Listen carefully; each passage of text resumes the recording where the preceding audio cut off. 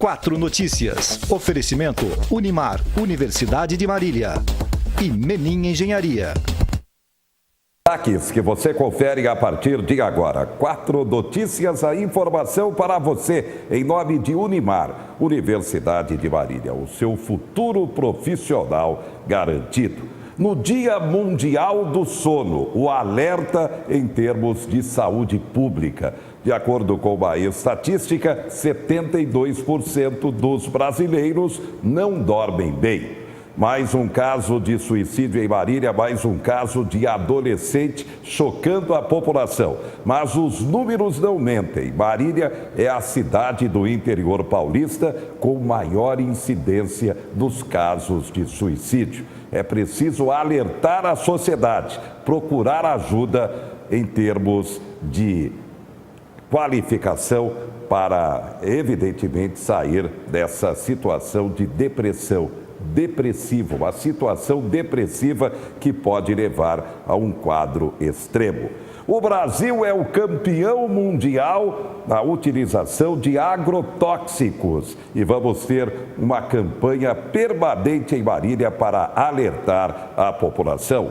No futebol, o MAC tem jogo decisivo deste sábado no Abreuzão contra o Osasco. Precisa da vitória para começar a escapar do rebaixamento para a 4ª divisão do futebol paulista. Neste final de semana, começando as quartas de final do Paulistão. E ainda o Fórum Mundial da Água que o Brasil vai sediar. A partir de agora, 4 Notícias, a informação para você.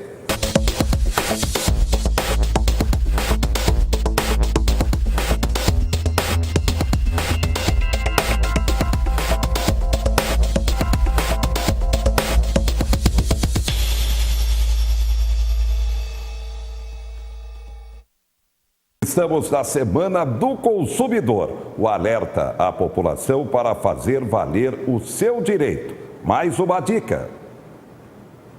O Código de Defesa do Consumidor completa hoje 28 anos. A lei mudou a relação entre quem compra e quem vende, trazendo avanços para as práticas de mercado. Mas 67% dos consumidores conhecem pouco ou nada do que está escrito nele. Não conheço. Mais ou menos. Você sabe quais são os seus direitos como consumidor? Não, mas eu preciso saber. A pesquisa, feita nos meses de janeiro e fevereiro com 800 pessoas, mostra também que apenas 7% conhecem bem as leis que protegem o consumidor. E na hora de usar a lei, 61% disseram que reclamam sempre ou quase sempre. Mas o que chama a atenção é que entre os consumidores que deixam para lá, 27% disseram que não exigem os próprios direitos porque ainda acham o processo demorado e desgastante. Ou pior, porque nem sabem para quem reclamar. O senhor não acha que adianta reclamar? Para quê?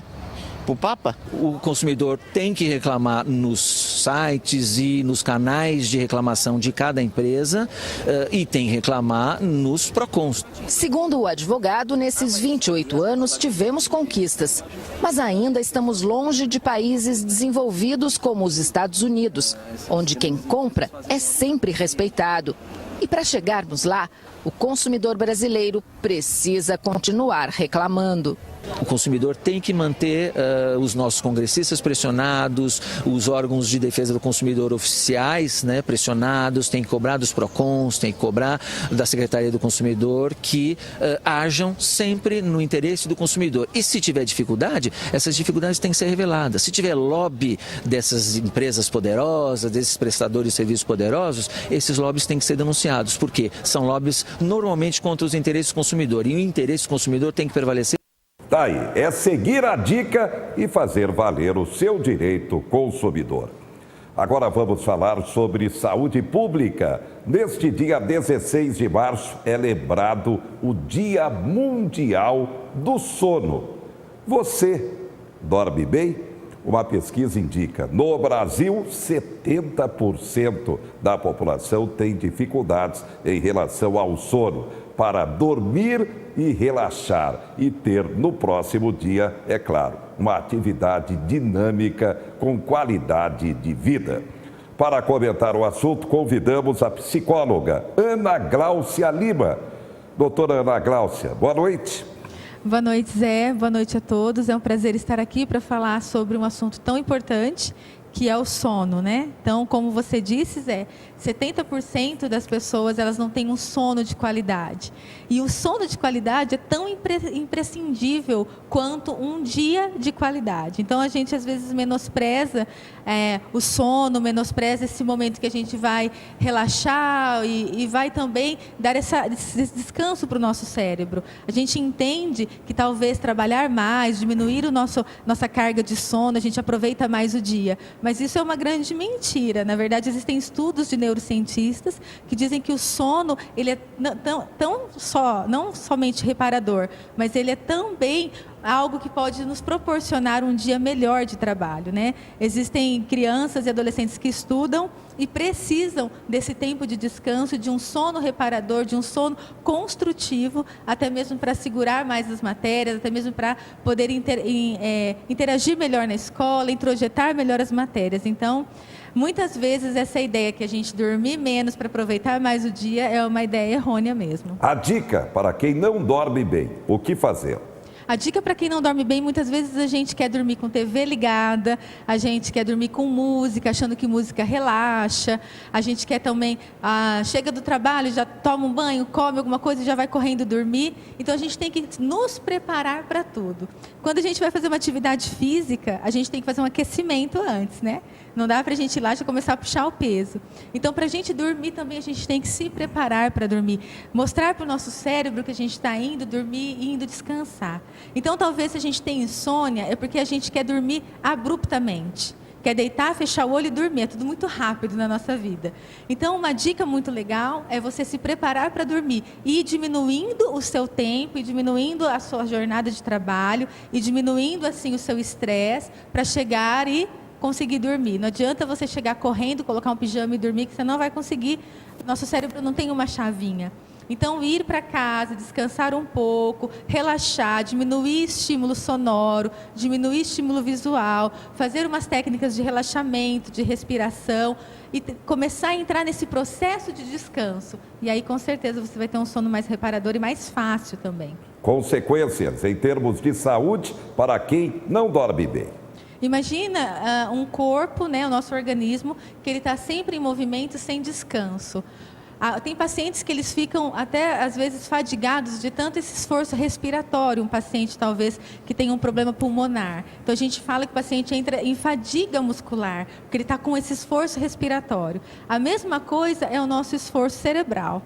A gente fica muito tempo acordado, a gente fica muito tempo despendendo energia, despendendo atenção. Então, isso pode causar, sim, a gente pode entrar, sim, em fadiga cerebral. Fadiga cerebral, a gente pode desenvolver alguns tipos de doenças. Estresse, ansiedade, depressão, que são doenças advindas realmente de fatores ambientais e fatores genéticos, mas também nós podemos desenvolver doenças neurológicas. Muitas pessoas falam, a gente vai falar um pouquinho sobre Alzheimer aqui, muitas pessoas falam que a gente precisa ativar o nosso cérebro para não desenvolver Alzheimer. Gente, não é assim. Tudo em demasia também estraga. Então, nós precisamos entender questões genéticas para as doenças neurológicas e questões também ambientais. Então, talvez a gente utilizar demais o nosso cérebro ou fazer muito uma coisa só também não seja interessante. A gente tem que trabalhar, descansar, ter o lazer, ter todos os nossos pilares muito bem constituídos. Então, uma noite de sono de 7, 8 horas de sono, um sono reparador, um sono de descanso mesmo, é ideal para a nossa saúde mental. Bem, agora Alzheimer, uma doença que continua sendo desafio para a medicina mundial. Não tem cura. Vamos ter um evento importante abordando a questão, a doença, a exibição do filme Minha Mãe, Minha Filha, neste sábado, 19h, na APM, a Associação Paulista de Medicina, na Pedro de Toledo, 179. Doutora Ana Gláucia, falando sobre o evento. Pois é, um evento imperdível para Marília e região, que é a exibição do curta Minha Mãe, Minha Filha, que trata mesmo de vivências de uma família que tem uma paciente com Alzheimer no seio familiar. É um evento aberto ao público, a entrada é um pacote de fraldas geriátricas, GOGG, que vai ajudar a Casa do Caminho. E nesse evento a gente não vai somente exibir o filme, que tem aproximadamente uns 20 minutos. A gente vai ter um cine-debate, que eu estarei junto com outros profissionais, o Dr. Virgílio, o Dr. Rigolin, a Mailu, também o Alexandre, que é o diretor do filme, estará. Nós estaremos fazendo uma mesa redonda para poder discutir questões pertinentes ao filme, tirar dúvidas da plateia. Então, assim, vai ser um grande grupo terapêutico mesmo a respeito da doença de Alzheimer. Então, agora, dia sábado, a partir das 19 horas, a gente pede para o pessoal chegar um pouquinho antes, porque não tem como a gente reservar lugar, e a gente espera um grande público para esse grande evento que vai tratar de uma das doenças mais presentes na nossa vida. E é uma doença que talvez ela não atinja somente o paciente. Na verdade, é uma doença que atinge todo um âmbito familiar, um âmbito social. Então, as pessoas podem pensar, mas eu não tenho casos de Alzheimer na minha família, não conheço ninguém com Alzheimer, mas é muito importante porque você pode fazer parte do círculo de amizades ou de uma rede de apoio de pessoas que têm pacientes com Alzheimer, ou até mesmo você pode fazer parte da rede de apoio de uma pessoa com Alzheimer. Então, é importante a gente saber um pouco da biologia, um pouco de tudo que está por trás da doença, e também a gente vai discutir muito as questões de relações familiares, de apoio, do que fazer, de sentimentos, de afeto, de tudo isso que está envolvido perto de uma pessoa que tem Alzheimer. Alzheimer, temos no momento algum avanço em relação à possível cura da doença no futuro e como a família precisa se envolver nessa questão? Doutora. Na verdade, os avanços para a cura ou para doenças neurodegenerativas são sempre a prevenção. A gente percebe muitos estudos trabalhando a prevenção. É claro que existem estudos também trabalhando para minimizar alguns sinais e alguns sintomas, mas nós ficamos bastante entusiasmados com essa disseminação da prevenção das doenças neurodegenerativas. E quando ela aparece, o próprio nome diz que é neurodegenerativa, quando ela aparece, a gente já trabalha mais as questões que estão em volta dessa doença. Então, as questões familiares, as questões de rede, as questões do multidisciplinar, Outros profissionais que podem trabalhar para minimizar sintomas e minimizar avanços. Existem alguns avanços na doença do Alzheimer que eles vão acontecer mesmo, mas eles podem acontecer em 10 anos ou eles podem acontecer em 1, 2 anos. Então, depende também de recursos internos que essa pessoa tenha, de questões biológicas e genéticas, mas depende também de estímulos que ela também tenha como apoio. Então, a gente trabalha muito essa questão de prevenção. As pessoas, muitas vezes, elas pensam, estão muito preocupadas em cura, mas existe qualidade de vida em todos os âmbitos. A gente pode olhar uma pessoa conseguindo uma qualidade de vida, mesmo tendo um diagnóstico de Alzheimer ou um diagnóstico de ELA, por exemplo. Nós tivemos um cientista que morreu esse ano, com quantos anos de ELA, E ainda produtivo. Então, nós podemos pensar dessa forma. Tirar um pouquinho o nosso olhar de cura, que a gente é muito capitalista e imediatista, e trabalhar, assim, a questão de qualidades de vida dentro daquele ambiente, dentro daquela situação que eu estou vivendo. Então, eu acredito que o avanço da medicina é mais nesse olhar ampliado de profissionais que podem ajudar as pessoas a passarem pelas suas cruzes durante a vida de uma forma mais qualitativa, por exemplo. Bem, o evento, então, deste sábado, 19h, na APM.